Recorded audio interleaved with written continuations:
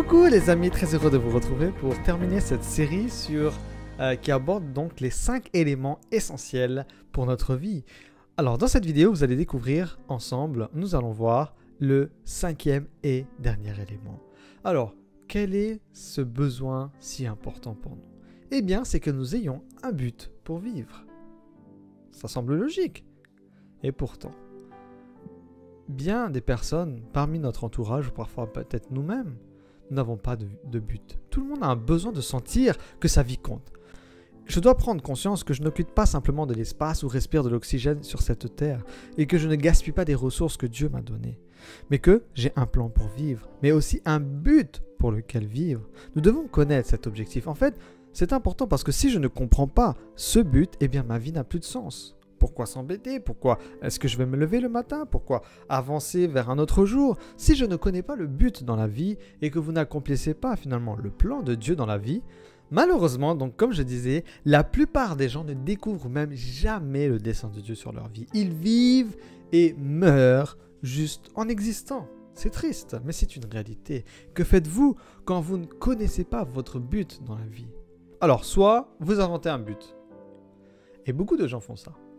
Ils trouvent quelque chose qui semble les intéresser, ils s'y accrochent et cela donne du sens à leur vie.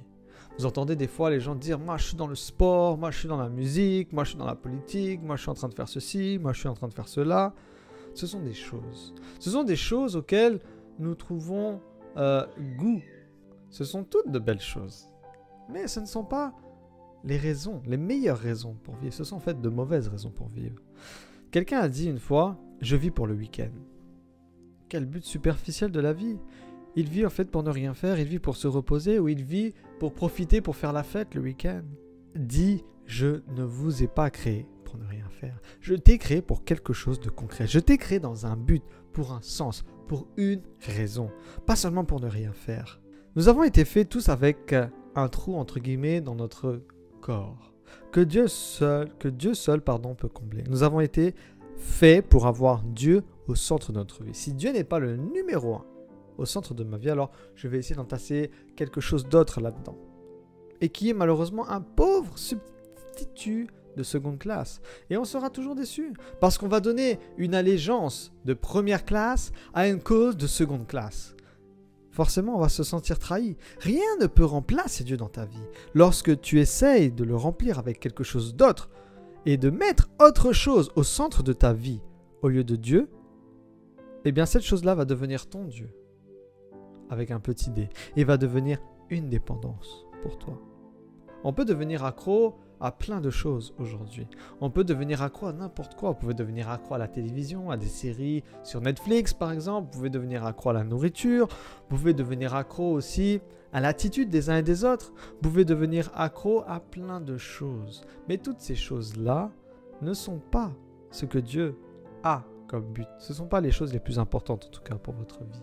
Ce n'est pas la raison de votre existence ici-bas. Vous pouvez construire votre vie autour de nombreuses choses. Mais tant que ce n'est pas Dieu, vous allez vous casser la figure. Ça devient une idole. Mais avec Dieu comme numéro 1 dans votre vie, tout le reste tombe à sa place. Et donc reçoit cet équilibre. La santé, l'attention dont nous avons besoin. Aucune autre personne, aucune autre chose, aucun autre événement ne devrait prendre la place de Dieu dans notre vie. Certaines choses essaient, entre guillemets, d'échapper à la futilité de la vie par le plaisir. Il y a des gens qui aiment vivre pour la fête.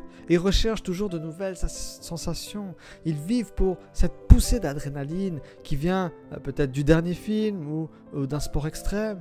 En tout cas, ils ont l'impression de vivre lorsqu'ils sont à la limite et que cette adrénaline monte dans leur corps. Ce sont de belles choses, encore une fois, mais ce n'est pas le but de la vie. Le but de la vie est plus que se divertir. C'est l'ennemi qui fait cela, Satan. Le but de la vie est plus que s'amuser. Le but de la vie n'est pas simplement de acquérir beaucoup de choses et puis laisser derrière soi dans 60, 80 ou 100 ans. Le but de la vie est plus que simplement prendre sa retraite. Combien de gens parfois vous entendez, eh bien, déjà dès leur jeune âge, ils disent « mon but c'est de prendre ma retraite. Je veux arriver à la fin de ma vie pour pouvoir dire que je suis arrivé à la fin de ma vie. » Malheureusement, c'est un pauvre substitut au dessein de Dieu pour ta vie. Nous n'avons pas été faits pour ce genre de choses. Nous avons été faits pour plus que cela. Nous avons été faits dans un but. Et Dieu veut que vous sachiez, que nous sachions tous ce but. Nous devons donc découvrir ce que c'est. Un homme dans la parole de Dieu a compris clairement son but. C'est Paul. Et nous pouvons trouver dans le livre des Actes, au chapitre 20, où la parole de Dieu nous dit ceci. Paul dit que la chose la plus importante, donc en d'autres termes, pour sa vie, c'est qu'il accomplisse sa mission. Et quelle est sa mission? Il dit « L'œuvre que le Seigneur Jésus m'a donnée pour annoncer aux gens la bonne nouvelle de la grâce de Dieu. » Donc, Dieu avait une mission et un travail pour Paul. Dieu a une mission et un travail pour toi. Une mission de vie, un but de vie qu'il veut que tu puisses accomplir pendant que tu es ici, sur cette terre. Vous avez pu donc découvrir au cours de cette série les 5 éléments essentiels. Mon souhait et ma prière pour toi qui nous suis et qui nous regarde, c'est que tu puisses donc t'attacher à cette promesse de Dieu de Matthieu 6, le verset 33. Cherchez en toutes choses le royaume de Dieu et toutes autres choses vous seront données par la suite. La chose que tu dois désirer le plus, c'est le royaume de Dieu. Et faire ce que Dieu veut. Nous devrions toujours vouloir faire ce que Dieu veut au lieu de faire ce que nous voulons dans notre vie. Si je fais exactement ce que Dieu veut pour moi dans ma vie, eh bien, la parole de Dieu nous dit toutes les autres choses dont je peux imaginer me seront données. Que le Seigneur te réconforte par cette parole et que tu puisses, comme moi, nous efforcer de vivre ces 5 éléments essentiels afin d'être épanouis dans notre vie spirituelle.